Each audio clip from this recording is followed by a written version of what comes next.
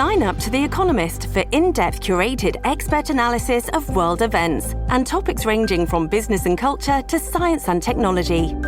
You'll get the weekly digital edition, online-only articles, curated newsletters on politics, the markets, science, culture, and China, and full access to The Economist Podcast Plus. The Economist is independent journalism for independent thinking. Go to economist.com and get your first month free. Today on CityCast Chicago, we break down a couple of Chicago corruption cases. We look at y'all's grade for the mayor's first year, and we talk about our favorite thing we saw on the internet this weekend. Here with me to break it all down is executive producer Simone Alisea. It's Tuesday, May 14th. I'm Jacoby Cochran, and this is what Chicago's talking about.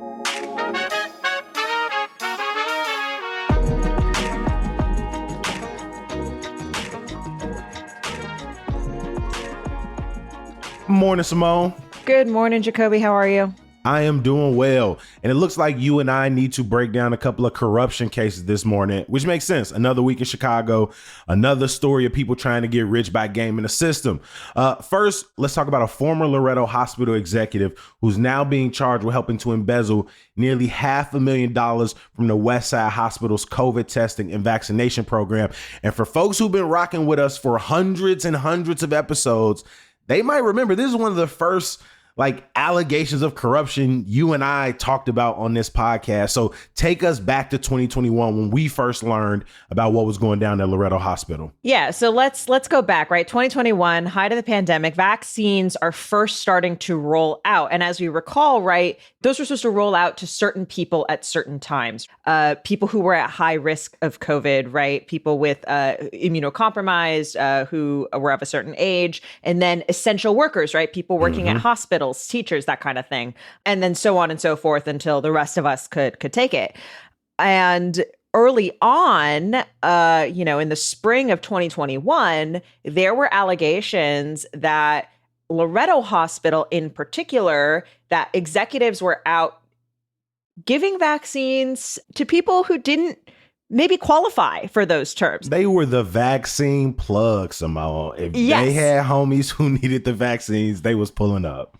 They were out at a church that had connections to Loretto executives. They were out at Trump Tower, vaccinating workers there, sort of giving those people an opportunity to skip the line.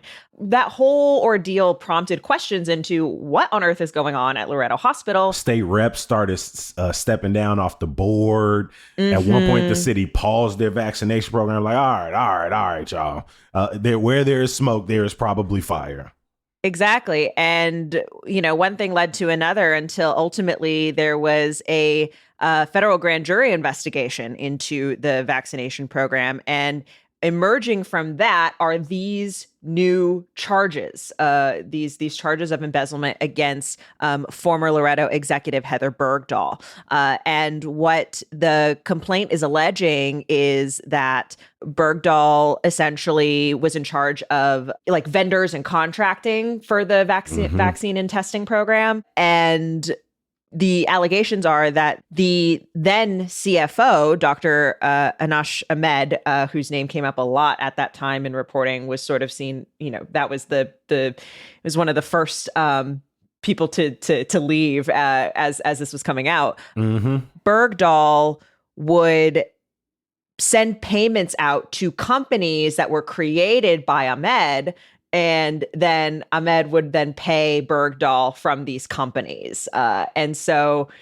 it was a pretty classic style enrichment scheme that is being alleged here at Loretto Hospital. I mean, it's weird to think about, right? I think it's when we talk about corruption and sort of. It seems like the most basic kind. We're going to set up a shell company, say that it's doing work for the hospital, and then paying out of the exact same company back to the executive. Again, there were hundreds of millions of dollars given out during this time to companies, especially companies who were seen as essential in getting the vaccine out to people, getting resources to folks. Right. You should say that dollars given to hospitals, right? Yes. These are federal funds given to hospitals to get, life-saving vaccines out to the people who needed it most. Also, the thing about Loretto Hospital, let's remember, is they're located in the Austin neighborhood, a neighborhood that, they are a community hospital, a neighborhood that saw disproportionate impacts from COVID when it was hitting. On infection levels, on death levels. And I think the report said they serve 79% Black folks are serviced by Loretto Hospital, and yet a good majority of their vaccines were going out the door to white Asian American Chicagoans who didn't at times live in the city and definitely didn't live in the Austin neighborhood. And so they were getting hit on both fronts of what you're doing with the vaccines, but also what you're doing with the money. And yeah, I mean, when I sent you this article, which came out right before we sat down, you were like 3 years later. Right. I think so much money was given out that it's taken this long for investigators to figure out where's the paper trail here. And so I imagine more heads are going to be rolling as it relates to this. We thought the story was over because people resigned and stepped away, but that was only the tip of the iceberg. They got Bergdahl about to board a flight from Houston to Dubai. And so I imagine we're going to be back here. But speaking of Trump Tower, and Dr. Ahmed, who was bragging in his circle about vaccinating some high up political folks at Trump Tower during the time. Now Trump Tower itself made headlines this weekend. Why exactly? This weekend, an investigation from ProPublica and the New York Times came down about Trump Tower and an IRS audit into the former president's tax claims around this building. And I got to be honest, if you read this story, it's a lot of numbers. It's a lot of maneuvering and a lot of tax. I don't know about you, but every year when I have to do my own taxes, I just let TurboTax tell me what to do. And I pray that I have done it right. I'm on the same, but I'm going to have to start using whoever my mama using, because last time TurboTax was finna give me. And it's funny, you look into this story, and this isn't even in some ways related to the 91 felony counts. No. Across 2 state courts and 2 different federal districts that the Republican nominee is currently facing for all kinds of things. Yes, this is completely separate from the criminal trial that's going on right now. So what's happening here is the IRS was looking into some tax maneuvering that Trump did around the tower downtown. And it stems from an initial declaration that Trump made on his tax return for 2008, where he argued that the building met a legal definition, a tax code definition of worthless, that the building was worthless. He was losing way too much money on it. Exactly. Opened it up during the recession, and that wasn't turning any profit. And, those losses are it can be written off, right? That there's an element of our tax code that says when you're losing a lot of money that you weren't expecting to lose, you can write that off and get some money back for that. And even at the time, it appears that according to the ProPublica New York Times investigation, it appears at the time even that Trump's tax advisors were sort of expecting the IRS to look into it because it was, it's a tough claim to make. You've just built this massive tower. Why should the federal government give you a massive tax break? But apparently that never happened. That investigation didn't really come down. And it wasn't until the IRS started looking into Trump's taxes while he was president that it also has come through that it appears that Trump essentially used a similar declaration to get another write-off a few years later on Trump Tower. A little double dipping. Exactly.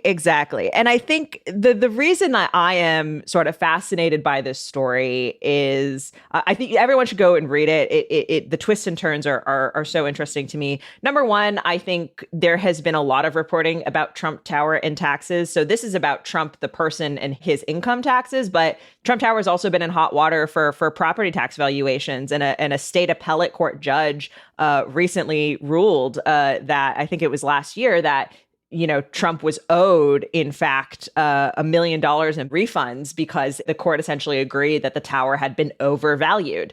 I think it's also interesting because there's a connection between Trump and former alderman Ed Burke. Ed Burke was the attorney on some of those property tax disputes early on. They eventually parted ways.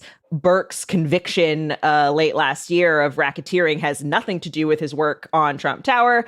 But I don't know. You do business with a guy who's been convicted of racketeering, and you are currently on trial for hush money. You've got the IR. I don't know. There's just a lot of stuff happening all at the same time.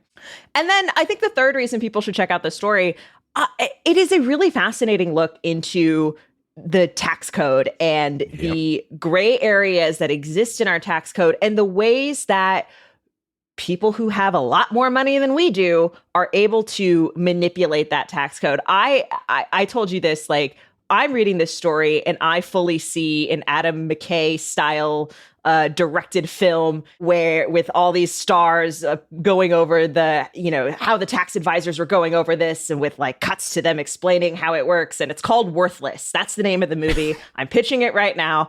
I just think it's so fascinating and infuriating. And, Trump in tax fines could owe more than $100 million as a result of this audit. Granted, there's bound to be appeals. This is bound to get tied up in bureaucracy, but that's on top of the potential $83 million he owes stemming from the defamation and sexual assault case, which, he is currently in appeals court. It was ruled against him.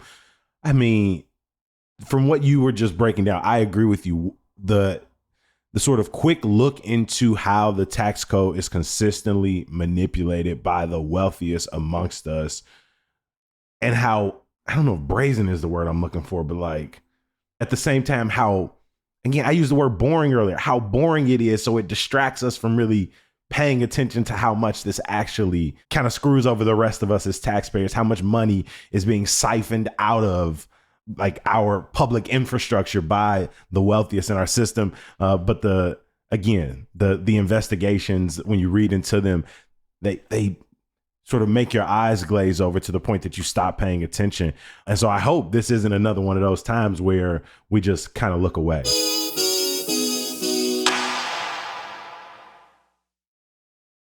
Yesterday, we sat down with Mayor Brandon Johnson to talk about his first year in office. And while he declined to give himself a grade in our newsletter, Hey Chicago, overwhelmingly, we gave him about a C minus. Some grades were higher, I think, for like his youth initiatives. He might have got a B for his work around asylum seekers, a D. But we also asked Hey Chicago readers and CityCast listeners to weigh in. Y'all were a lot harsher than we were. On average, y'all gave him about a D minus. Simone, what do people have to say? Yeah, on average, it was a D and D minus, but the number of people who clicked F was the highest. And you give people an opportunity to rank, grade something, they really show up, don't they? Oh, well, and I think there are a lot of concerns here that people have that are worthwhile, and I think that are felt by a lot of Chicagoans. I also think too, though, in a survey like this, you're talking about the mayor. It's a tough job, and it's going to get a lot of criticism. And woof.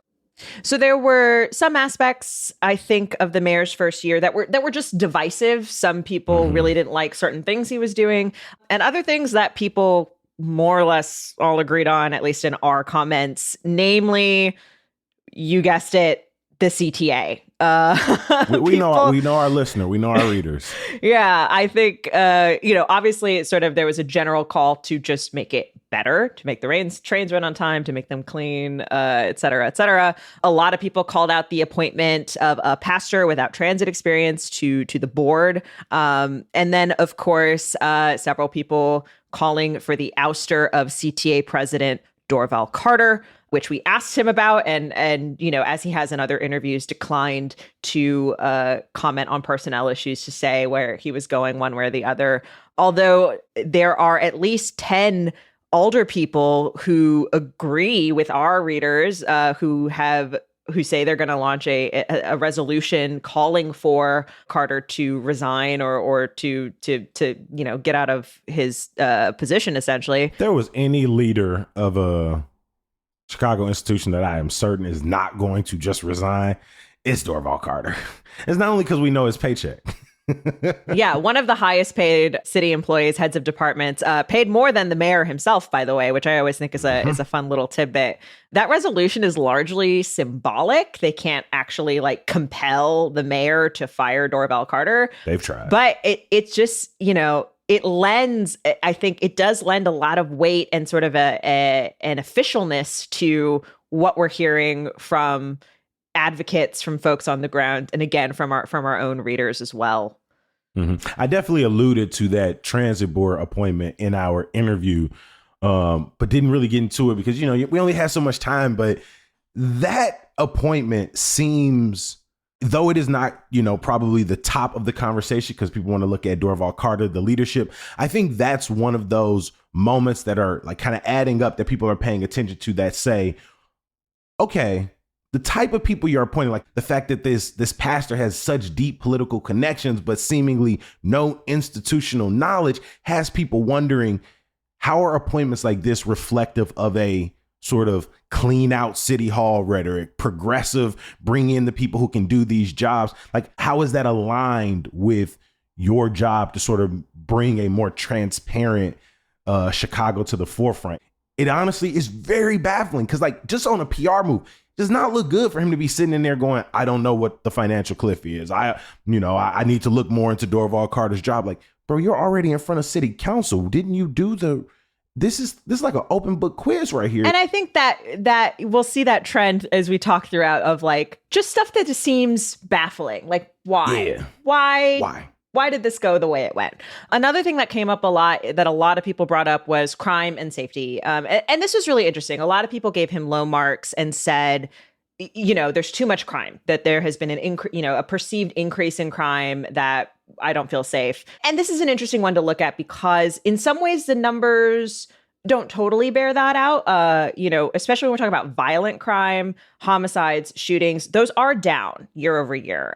That said, property crimes, robberies, vehicle thefts, those are up. And that's nothing to sneeze at, right? Those are things that, like, right, when that happens to you, that is absolutely a traumatic moment. And if you hear about it happening to someone right, that of course is not going to make you feel safe. But I do think there is something going on here. And I think this often happens when we talk about crime as it relates to politics, as it relates to what is happening at City Hall, which is the perception doesn't always totally match up with the reality of kind of what is going on.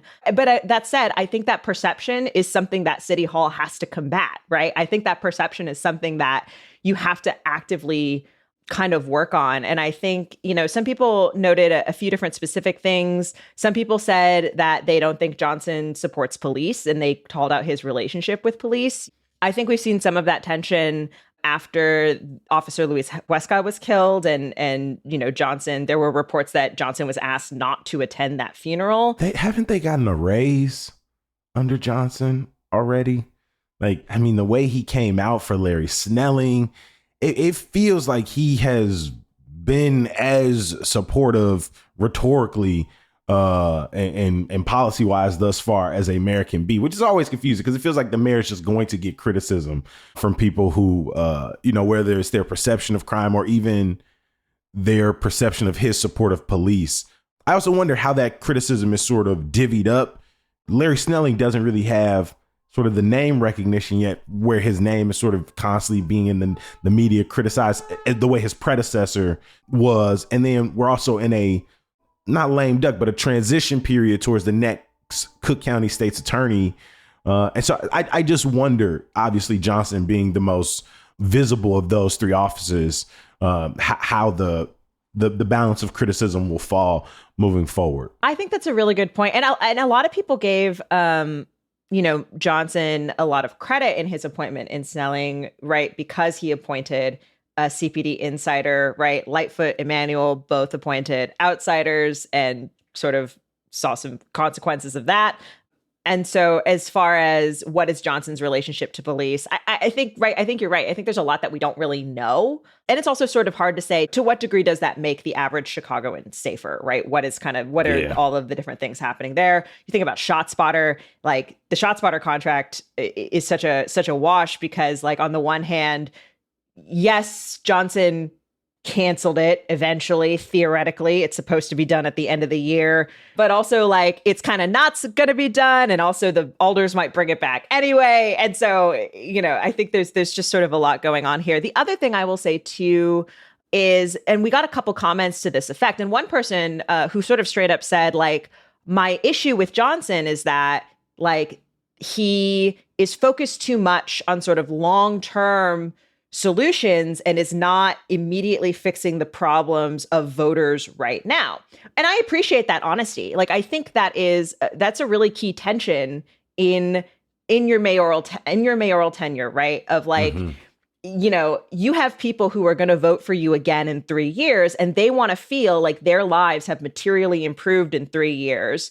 And some of this other stuff that he has touted as being sort of safety related, particularly investments in economic development, in programs for youth and things like that, those take a lot of time. What were some other things that folks were bringing up? Because obviously some of these first ones these are big things every mayor is going to be criticized on. So another thing that came up that we asked the mayor about, and I think goes back to some of just those baffling decisions, the Bears and the Bears Stadium, the Lakefront Stadium, and people just asking why. And I think what's really interesting about this one is I sort of saw this both from, I would say, sort of a people who would otherwise be like progressive supporters of the mayor, as well as people who are already critics of the mayor. You know what I mean? Yeah. Like, this is one of those decisions, the proposal right now to build a $4.7 billion, $3.5 billion, depending on what you're counting and how it all goes. Which plan they go with? A new dome stadium for the Bears in the lakefront. I think Johnson in our conversation tried to make a good case for sort of the economic benefit of it, tried to make a good case for the terms of this deal, certainly being better than other stadium deals Chicago has gotten into. I just think there is we just spent so much time talking about safety and public transit, let alone any of the other things that are going on. It's just so hard to make that case that this is something that taxpayers should pay for at all. I agree with that 100%. It's very clear taxpayers don't, like, across the board, don't want their money to go towards stadiums. I do understand why the idea of this huge stadium, this is about legacy and some, like, so if we're getting away from like sort of the politics of it and is this a good look, is a bad look, like the idea that a stadium will outlive the conversations of the stadium, right? Even as we continue to pay for it well into our grandchildren's futures, it's the idea. I understand from a political standpoint, that's a legacy piece, that if I am here when that thing is done, I get to say I am responsible for building that. I'm confused about the like actual press conference of it, like the amount of enthusiasm, the praying for a stadium, the sort of front-facing selling to Chicagoans, when it feels like there was a much better opportunity to just sort of let the numbers do their talking, sort of explain that we're constantly working on a better deal, just a little more finesse in terms of, I'm trying to get the best deal possible, versus when you watch the press conference, it just feels like, oh, the mayor is all in on this deal. And even as he talked to us, this is the deal. This is the deal. And I think people are, I being one, is just very critical of the optics of that. That's the thing, right? Could they have let the Bears do their own press conference and then sent out a statement after the fact, right? Mm-hmm. Maybe that would have been a different way to play it. And then I think, again, on some of just sort of those like questions and decisions, people talked about Johnson's a lack of experience and leadership, which,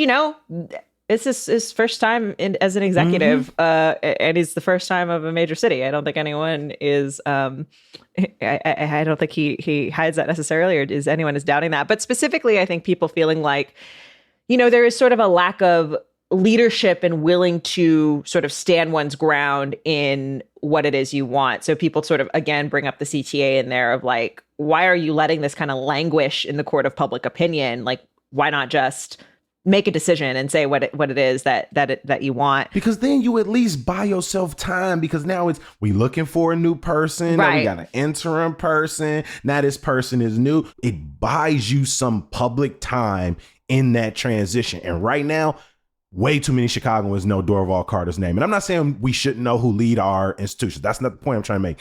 The reason they know his name is all the wrong ones, bro. All the wrong ones. And then on top of that, people cited a lack of transparency for the poor grades and a feeling that, and again, just sort of feeling like, what is the vision here? What is the end goal on all of these different issues? The few people who gave Johnson high marks did so mostly on sort of the mayor's rhetoric and values. One person who gave him an A, there were, I think, only 2 people who gave him an A grade, said that, come on, y'all, politicians can't get A's. That's not even possible. I also I think that's pretty fair. But one person gave him an A and said that they were proud that Chicago is a refuge city. So I think alluding to the welcoming of migrants and the attempt to house migrants as they are bused to Chicago and sent in airplanes from the border.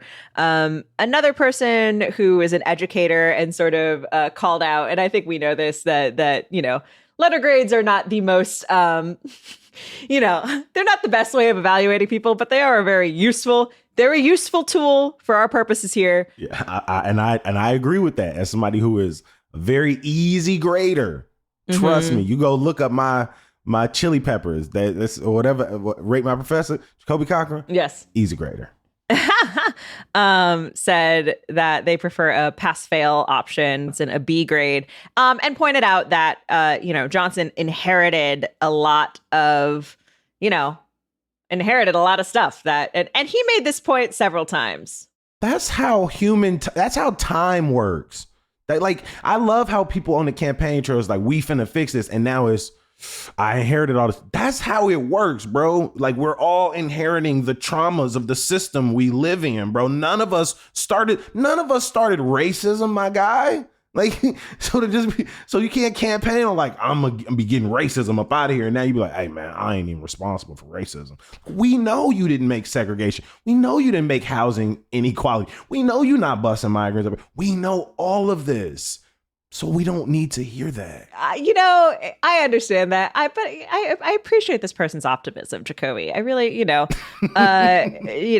speaking to a learning curve as well, alluding to the fact that Johnson, obviously a little bit inexperienced as an executive. This survey is going to stay open. If you want to lend your voice to it, tell us your thoughts about what grade you think the mayor should get. Check the link in our show notes and take the survey yourself.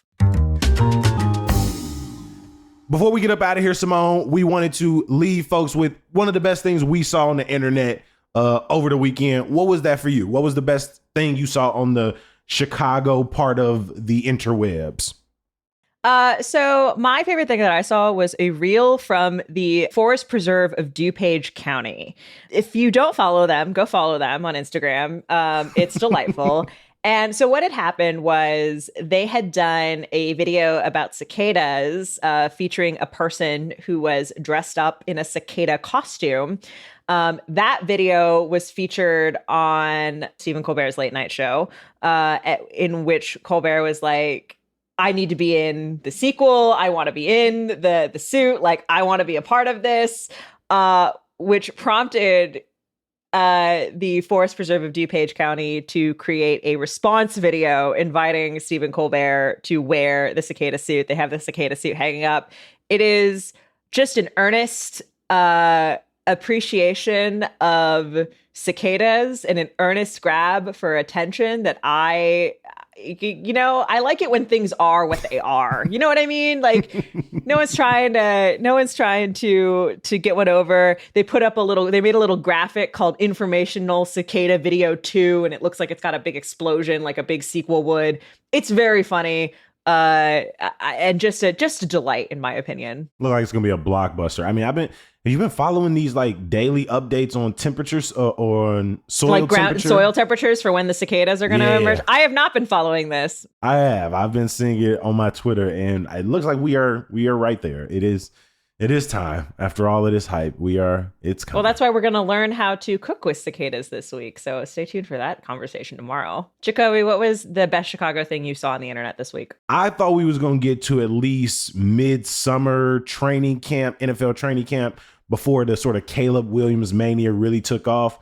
But no, The Bears rookies were recently in rookie training camp, and every tweet that I saw, every piece of coverage was, this guy is him.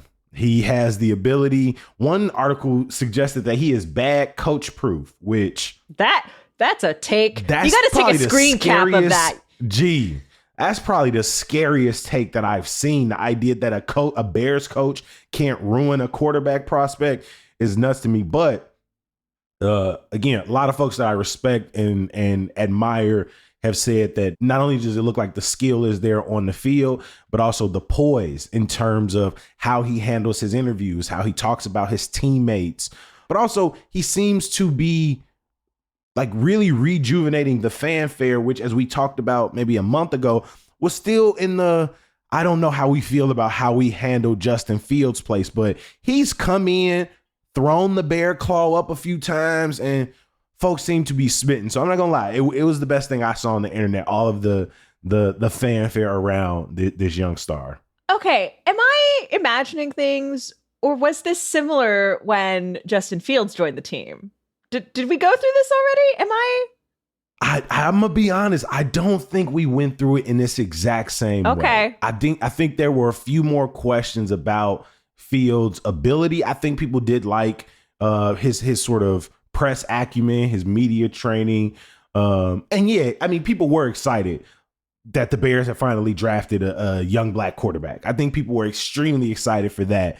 And so it feels like Caleb Williams is not benefiting from that and is just riding the wave of being a number one pick, being someone that we are willing to sort of put our eggs in their basket. And so, yeah, I mean, I agree. Yes, there was definitely a lot of fanfare when Justin Fields came in, but this feels a little bit different. And now we just have to wait and see. We got a lot of time. It's May. It's only May.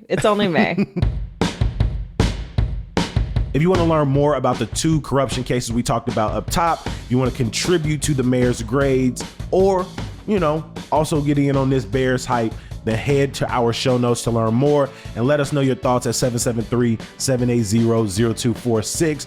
A huge thank you to our executive producer, Simone Alisea. These Tuesday chats are always some of the best parts of my week, my friend. Hey, thanks, Jacoby.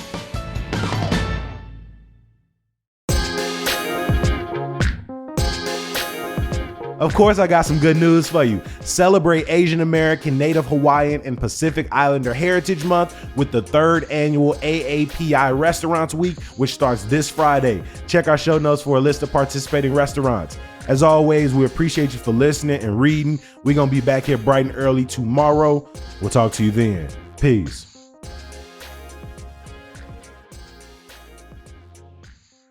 Yes, we were serious. We are talking cicada recipes. Hey, don't skip Wednesday. Be back here.